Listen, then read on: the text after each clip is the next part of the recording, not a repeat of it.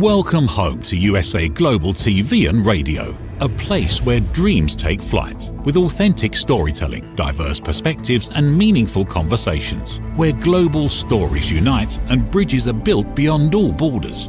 Discover world-class education, entertainment, hope and inspiration. Together, we're building bridges worldwide.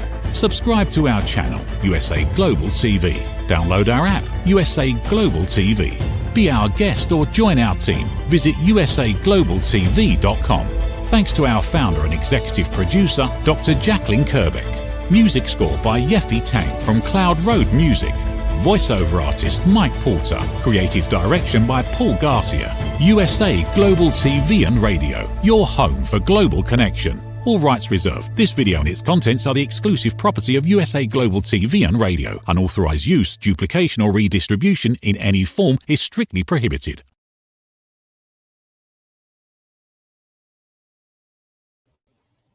Hello and welcome to the Persistence Payoff Show. We're here on USA Global TV and Radio. I'm your host, Kimberly Schaefer.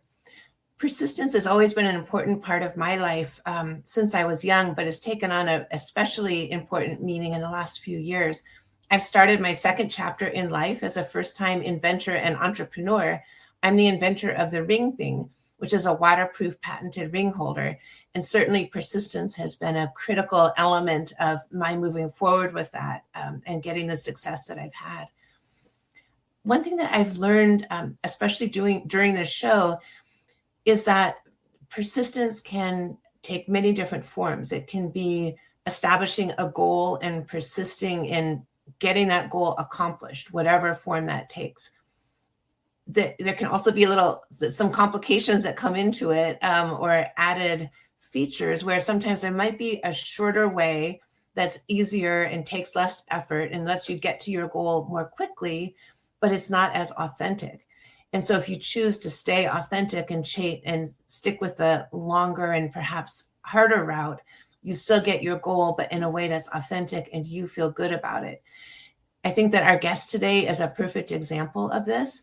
Alison Mcbain is an author who writes human-created books, not using AI in any form.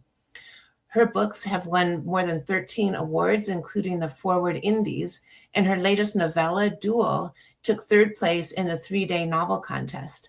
When she's not writing for herself, she's a ghostwriter, and she's written more than 24 books. She also is an award-winning editor for celebrity authors as well as New York Times bestselling authors.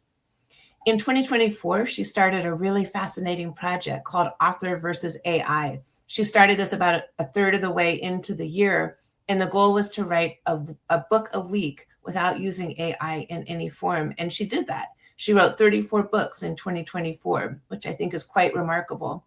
When she's not writing or helping other people with writing or editing, she's the associate editor of a magazine called Scribes Micro.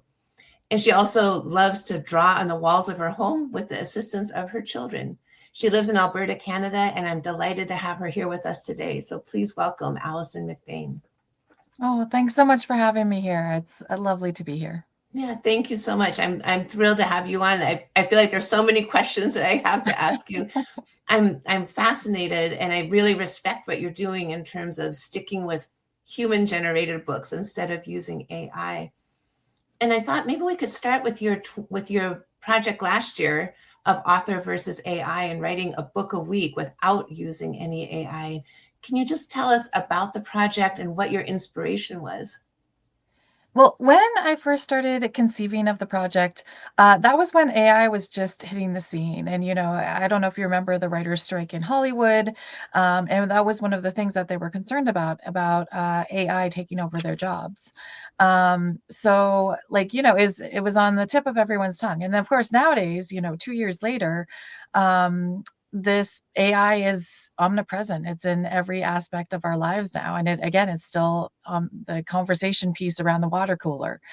So I started this project because I wanted to inspire writers, because I have a lot of conversations with writers as an editor, as a writer myself. And a lot of them were saying, well, if AI is just going to take over my job and write all the books for us, why should I? And I wanted to show that, human creativity is still important, and it's still important today, even years down the road. And it can't be taken over by the terrible machines. They're not going to come for our jobs. That we still have stories to tell. Yes. Yeah. I totally respect that and agree with you. And I'm curious, when you were doing this and writing a book a week, at the beginning of the project, did you map out all of the topics for the 34 weeks, or did you, how each week, how did you decide what to write about? Oh, definitely. I had, well, the project was only for 2024. I took about 6 months of preparation ahead of time to do all the preparation. So, chapter by chapter outlines, character sketches.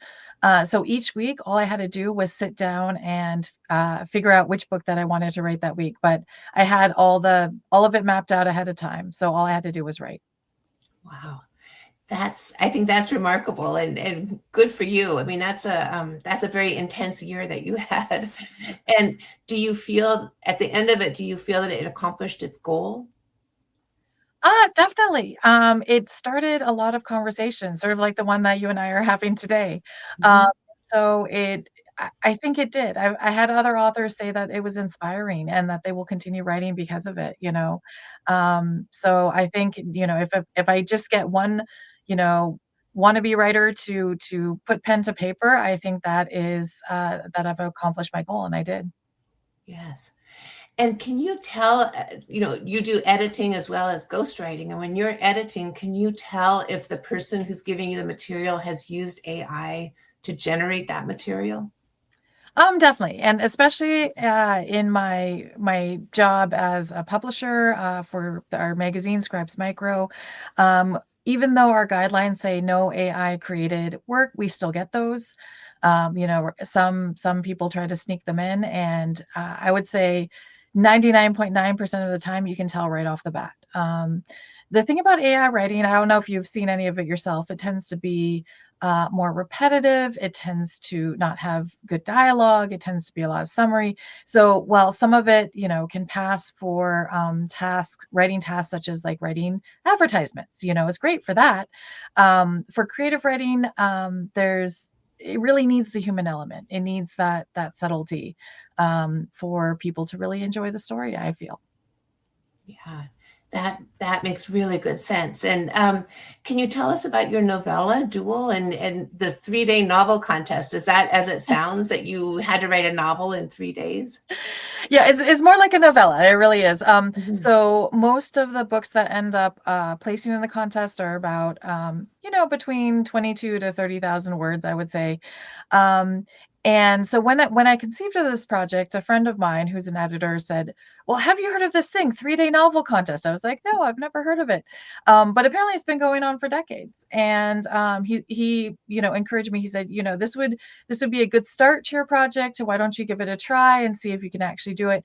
So it takes place over the Labor Day weekend, and you sign up for the contest online, and you do all your writing at home. But you literally have those 3 days of the Labor Day to produce something that is slightly coherent, hopefully. And my story actually, and I was very happy. This is my first year entering. I was very happy for my story to get so far, and it was very personal to me too. It was a fiction story, but it was about a mom who moves from the United States to Canada with her daughter, who just happens to be a ghost. So it had a bit of a supernatural element to it too, but it sort of paralleled what I did about 3 years ago. I moved from the U.S. to Canada, and I pulled a lot from my own experience, and so it was a very wonderful story to write. Yeah. Oh, that sounds fascinating. And I suppose I can imagine that if you have a very limited period of time, you're just focused on getting it out. You can't let yourself get distracted by anything else, which, speaking from personal experience, that's one of the things that I struggle with. And so I can imagine with a time limit like that, you just have to get it done and focus on it. What a great, what a great contest. It's fun. You Um, should try it. You should. It's a lot of fun. I may actually. It's in my previous life, I was a research administrator at the university, and so I wrote grants a lot. So I'm used to science writing and very factual writing. And I have been very intrigued about what about just writing in a totally different genre and just giving that writing butterflies and flowers to me as opposed to just facts and numbers. So that's um, so that leads me to one of my questions. So for me as a grant writer, I would just go back over things endlessly, like you know, just trying to get every sentence correct. And that can be a very painful exercise. And there's a certain point where it's just of no return. And I'm curious for you, when you're writing books, do you run into that? Or when you finish it, are you able to just say, okay, I'm done. I'm going to let this go and I'm not going to continue to go back over it? I feel like most writers and especially editors also are perfectionists at heart. So yeah, it is. I agree with you. It is hard sometimes to to let it go and not make that final revision. I don't know. I've learned, especially through my work as a ghostwriter, where you do have to meet deadlines quite stringently, that you have to aim for that deadline. So like, yeah, there's a point where you just have to let it go, whether you want to or not. But I do, the longer I've been writing, the longer I sort of edit as I go. So my first drafts tend to be fairly clean compared to what they were like a decade ago, where I had to do a lot more revision. So I think it's just part of the biz. Any sort of job that you have, whether it's a writer or, chef or musician, you get more comfortable with your groove the longer you do it. Yeah, I can imagine. And I'm curious to know, when you're doing ghostwriting or editing other people's work, do you find, are you also a part psychologist, because you're also dealing with whatever their story is and whatever their goals are? And so I'm curious how you balance that, just with your writing skill.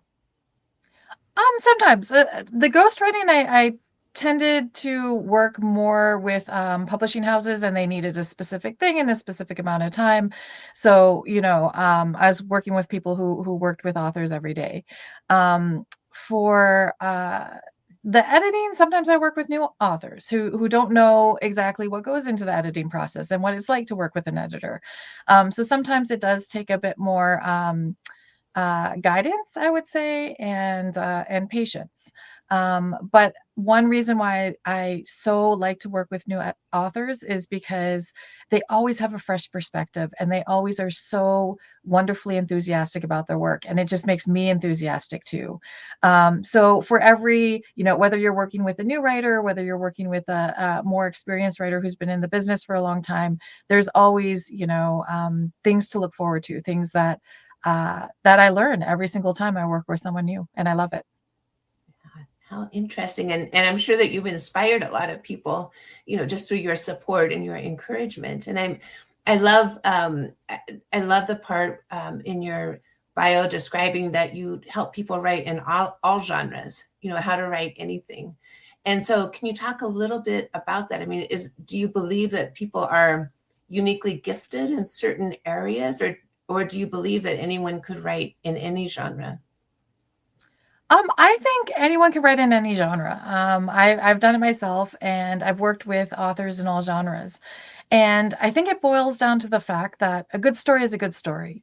And partly the reason why we separate stories into genres is more for marketing rather than just because an author only has to stay in their lane. So it's helpful to the bookstore, it's helpful to the publisher where to put that book on the bookshelf. But good stories are all around. So it doesn't matter whether it takes place, on a spaceship, or if it's, deep in a cabin in the woods. It can be a wonderful story. It's the characters that make the story, not the genre. Yeah, that makes really good sense. I'm curious to know how you began writing. Have you written since you were young, or is this something that really took hold later in life? Oh, definitely since I was young. Since I can remember, I've always written stories. Sometimes to my own detriment, especially when I was doing it in a class, like in math class when we're supposed to be doing sums, I was writing little stories in the margins instead of instead of actually doing what I was supposed to. I got in trouble quite a bit for that. But yeah, it was something that I always loved, and I always knew I wanted to be a writer. Life took me on a couple detours along the way, so I didn't have my first book published until uh, a little bit less than 10 years ago, I think. But I've always been writing even when I wasn't publishing, and yeah, and I will continue to do so probably until I can't lift my hands anymore and write down stories. But yeah. Yes. Well, and I saw that you in college that you majored in African studies, which is so fascinating. And did you also read a lot of African authors? Oh, definitely. Yeah. I love authors such as Nadine Gordimer. I'm blanking right now. Nguyen Mahfouz. I think he's a Nobel Prize winning author. But yeah, I always search out authors from all over the world because again, just like, there are wonderful stories in all genres, there are wonderful stories from all over the world. And, yeah, I wouldn't want to miss any of them. Of course I will because there are way too many books to read, but I'm going to keep on reading until I can't anymore. Yes. Oh, yeah, I think that's beautiful. And do you see that same creativity in your children? Oh, for sure. Oh my goodness. I actually just got back from my kids took an art camp down in Calgary, which is about 3 hours away from where I live. And yeah, they all want to be artists. They all have written stories. They do art. I love it. I love them being so creative. And I hope they continue to be creative for the rest of their lives. I feel like it just enriches your lives if you have something that, like, a creative outlet where you can express yourself in ways more than words. It's fabulous. Yes. You also have an active blog. And for you, when you're writing blog pieces, how is that different than writing a book or a novella? Well, it's more like what you were saying. Like it's sort of factual writing, like it's sort of reporting on what's going on. I don't tend to write super exciting blog posts, I guess. I guess I save a lot of the creativity for my fiction writing. But yeah, I like to sometimes interview other authors, artists, comic creators. So sometimes I'll have interviews on my website, but then a lot of it will just be like saying, "Oh, well, I just had a story published, or I just won this award," something like that. So, but it's very, it uses a different part of your brain. Like there's a lot of marketing around being a writer too. It's not just you write the words and send them off and you never see them again. No, you talk about your writing, you do the blog posts, you go on social media. There's a lot of material and events around the writing these days, I would say. Yeah, that makes sense. And is there a lot of discussion in the writing community about AI? Are there people who feel that we should let AI take over more of the writing? Or do most writers feel the same way as you, that it's better to be authentic and have human generated books and stories? Well, it's still something that is under discussion, very much so. There's a lot of writers who are very against it, because a lot of the reason why we write is because we love to write. We love stories. We love to read other people's stories. So that taking away that human element of it sort of defeats the purpose for a lot of us. But it is also a tool. AI is a tool, and it can be used like any other tool. It can be used as I mentioned earlier to write maybe ad copy. So if you're trying to think of one line to sell your books and put an ad on Facebook, it can be useful that way. Some people do use it for blog posts. Some people use it. I know one author who has plugged in his whole book into AI and asked it for a summary so that he can use that maybe for the back of his book or send it out to agents. So there are different ways that it can be useful to authors that doesn't to me, and to other authors, doesn't compromise the integrity of a project. As long as you're not using it for the work itself, I think that is something that writers are starting to incorporate into their work, as long as they're not actually doing it to write the book itself. Yeah, that makes sense. Use it as a support tool Exactly. rather than a primary tool. Mhm. Yeah, that's interesting. And how do you, when you move forward, like, are you working on a new book or novella right now? And as you look ahead to pieces that you will be writing, how do you find your inspiration? Is it just things that come up during life and you say, oh my gosh, I'm going to write a book about that? Or do you plan it out a little bit differently? I generally plan it out. Again, a lot of it might just be for what a submission call is. I might gear something, since I write in all genres. I'm constantly looking at, oh, you know what, I would like to write a story in this genre right now. Um, but some of it is, last year I wrote a lot of books.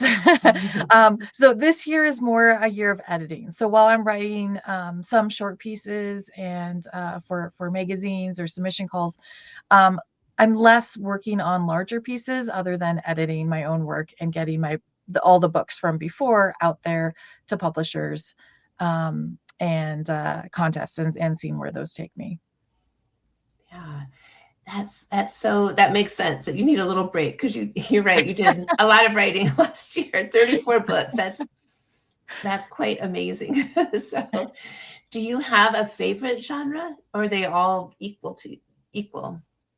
Oh man, I have to say I do have a favorite genre, or maybe a couple favorite genres. Mhm. So I really love writing fantasy. There's something about it. Ever since I was a kid, I would devour all the fantasy books. Like, I loved magic and, dragons and unicorns, all of those things as a kid. And I sort of never outgrew the love of the fantasy genre. Now I do much more with it. Like, I love urban fantasy. I and other world fantasy. So I can definitely delve into all the different aspects of it. But I'd say it has a special spot in my heart. I also like romance. And one genre that's really hot right now is romantasy, which combines the two. And I'm like, oh man, sign me up. Oh, I love that word, romantasy. That's Exactly. fantastic. That's a good yes. Yeah. And have you ever thought about turning one of your books or novellas into a movie? Oh my God, I would love that. That would be fantastic. Or maybe a Yes. miniseries. Mm. My last book was an alternate history, and I feel like probably a movie wouldn't have enough time to sort of explain all the world building in it. But a whole TV series might not, might there might not be enough material for it. So like a miniseries, that would just be like maybe 5 episodes or something, would be fantastic. So I would love to see it. Of course, then you get in the whole discussion of like, well, who would play whom? Like, Yes. right? Which is sort of fun to imagine too.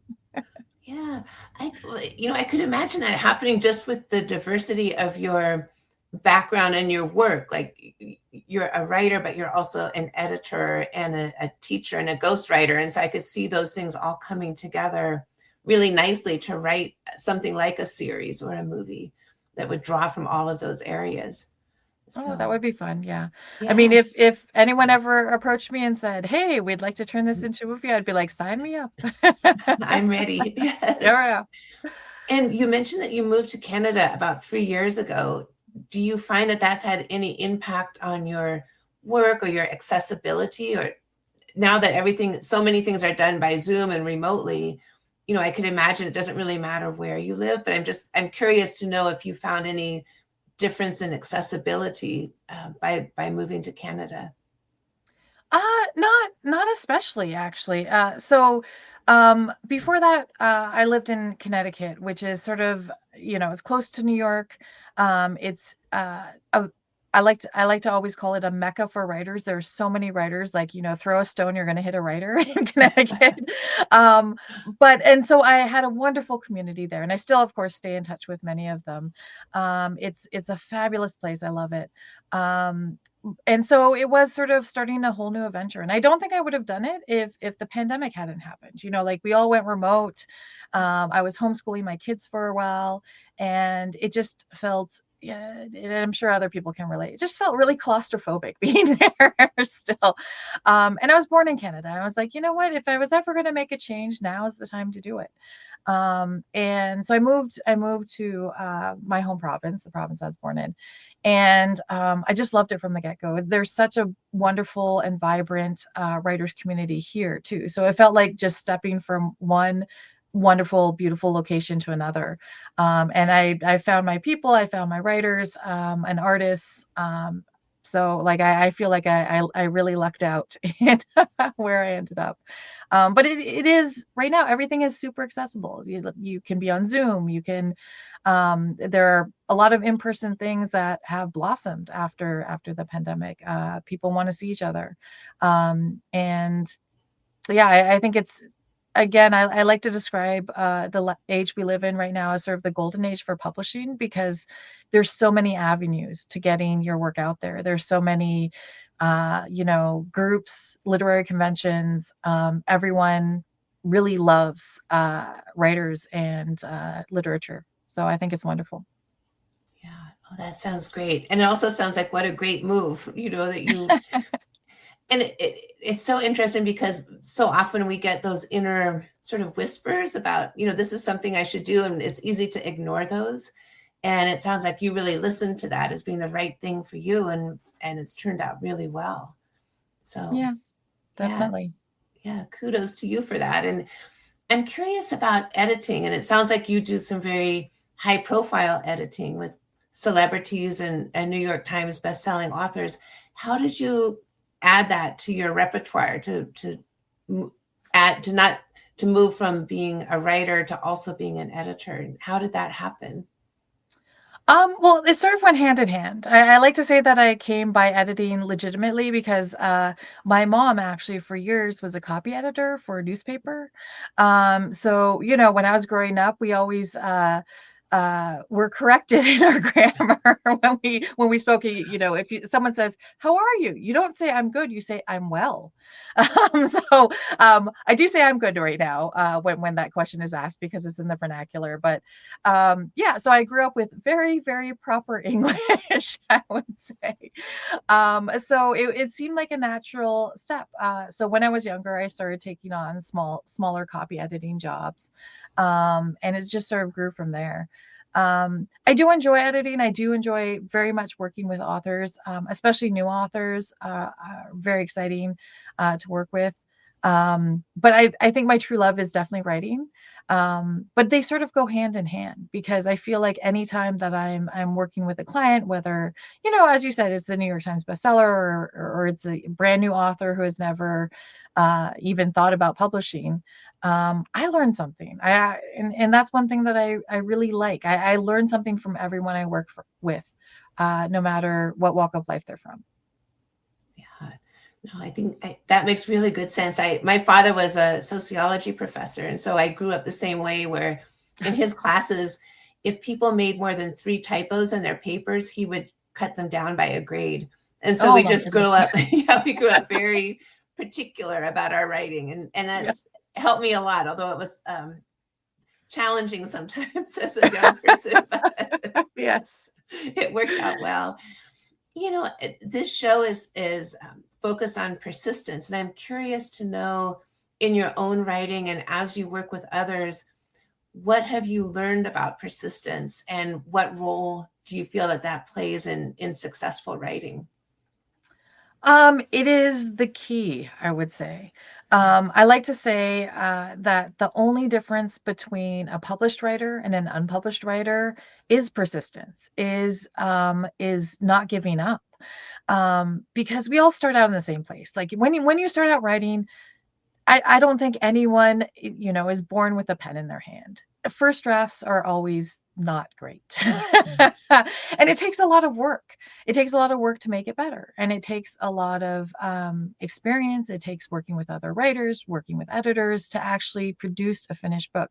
I'm guessing most people don't know how many hands actually go into producing a book. And it could be dozens. It could be dozens of people who, even though the author's name is the one on the title, there are lots of people involved behind the scenes. So essentially, you just have to believe in your work, and the first thing that you write is not always the way that is going to end up on the page. But you are your own best advocate as a writer. You are the one who loves your work the most as a writer. So you have to just keep on believing in yourself. Yeah, those are great words of advice. And do you have a method for yourself, like for your own inner talk when you're writing a book or working on a project? Do you sometimes go down a rabbit hole of, this is awful, I'm not going to be able to finish it? And if you do, how do you talk yourself out of that? More so when I first started writing. I didn't know if some of my stuff was good. I didn't have an audience then. I didn't have people helping me, because again, the first part of writing is very solitary. It's you and your computer, or you and your notebook. So you don't have someone saying, "Oh yes, this is good," or "Oh no, please rewrite this. This is terrible." So just really continuing and believing in what you're doing. And sometimes you'll write something and you'll be like, oh, this really sucks.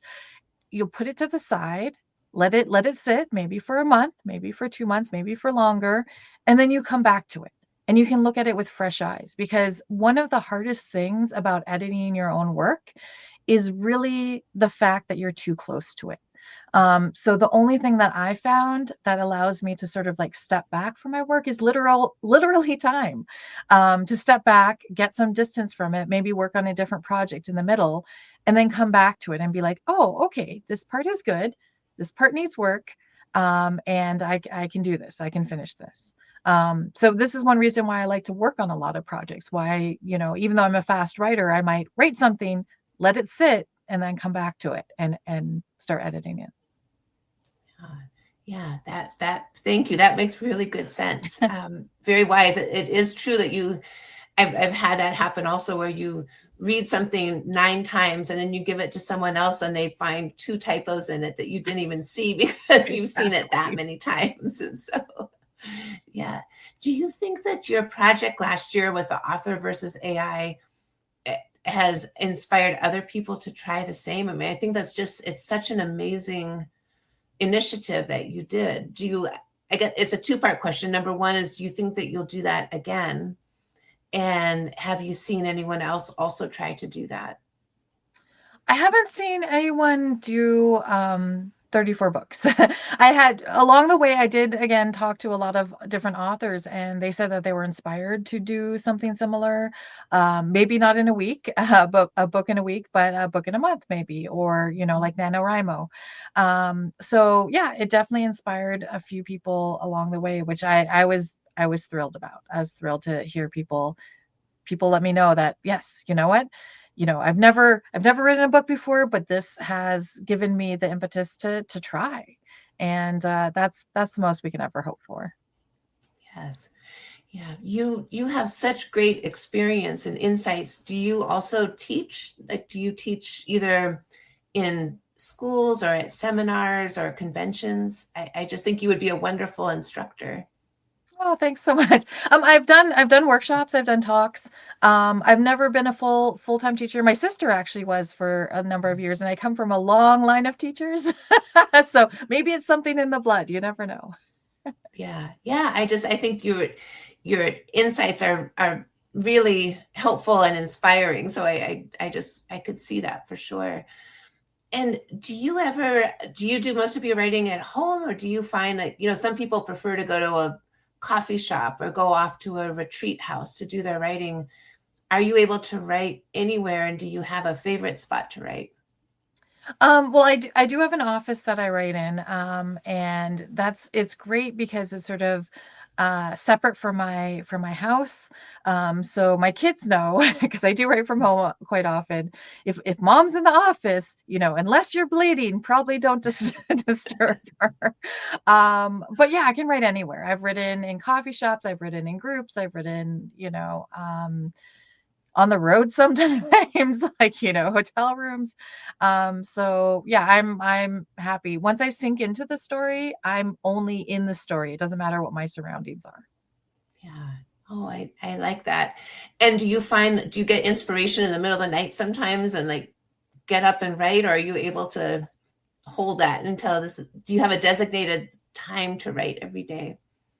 I love the mornings. Well, actually, most of my most of my writing schedule sort of parallels the school day because I have three Mm. kids. So a lot of it is okay. The kids go off to school. I sit at my desk, maybe have lunch, and then when they come home from school, well, I'm sort of done writing. That's about the time limit I got.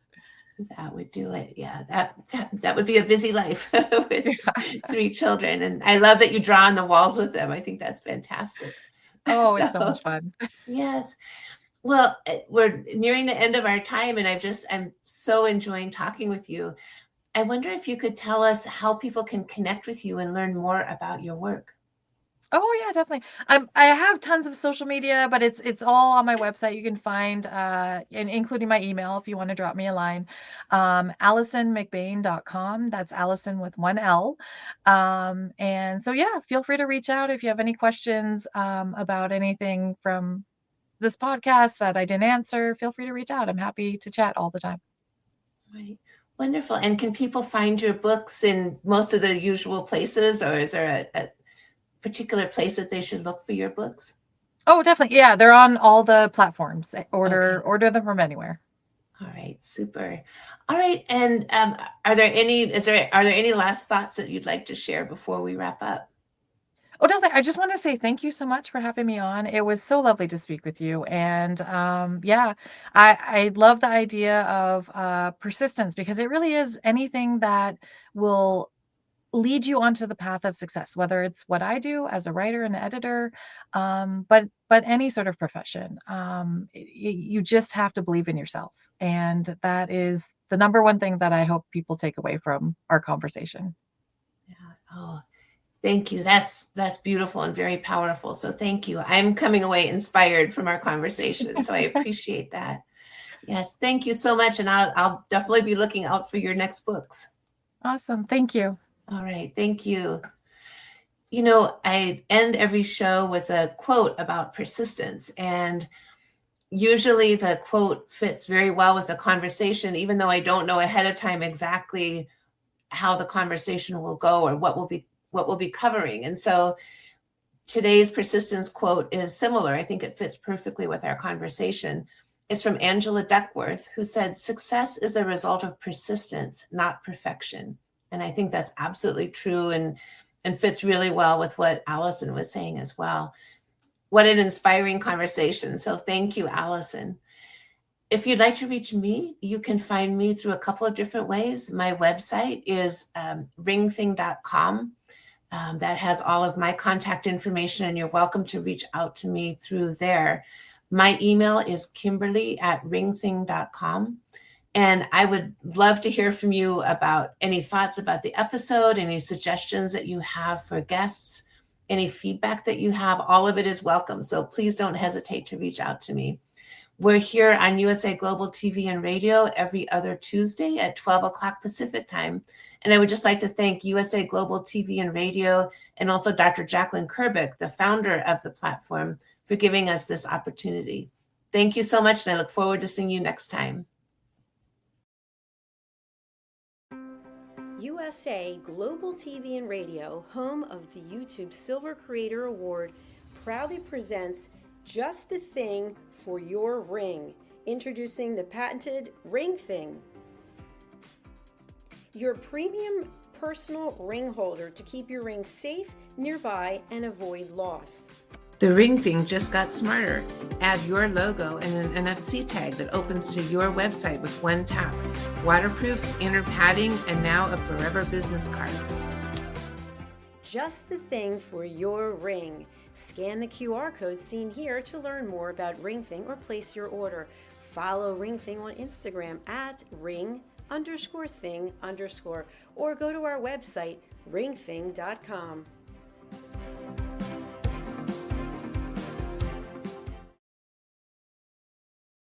Thank you, viewers and listeners of USA Global TV and Radio, for joining us today.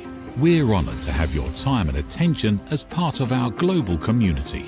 At USA Global TV and Radio, we believe in the power of authentic conversations, meaningful connections, and creating a world of possibilities together. Want to be part of something bigger? Join our team of elevated listeners at usaglobaltv.com, a space where your voice matters and your ability to listen transforms relationships. Stay connected with us across all our platforms for thought-provoking discussions, expert insights, and empowering stories. Subscribe to our channels at youtube.com/c/USA Global TV. Follow us on social media and explore the endless opportunities we're creating for growth, learning, and inspiration. Together, we're not just broadcasting, we're building bridges and changing lives one conversation at a time.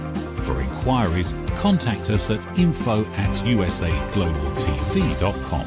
Music by Johnny Dyes. Produced by Executive Producer and Director Dr. Jacqueline Kerbeck.